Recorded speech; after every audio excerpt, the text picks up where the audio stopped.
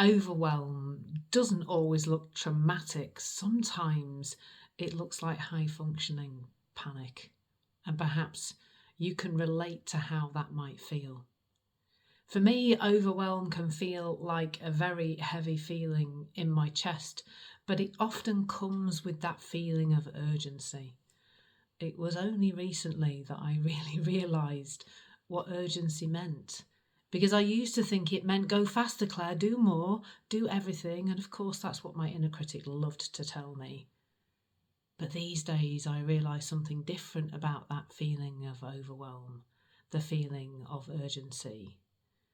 It's really telling me to stop, to slow down, to rest perhaps.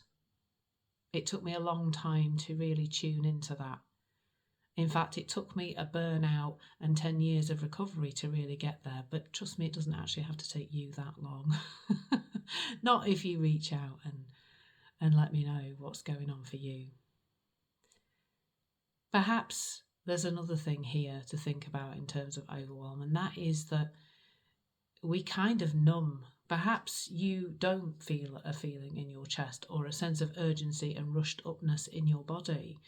Perhaps you don't feel anything until it actually hurts, until you feel utterly exhausted and run out and you have to actually stop. That's what happened to me.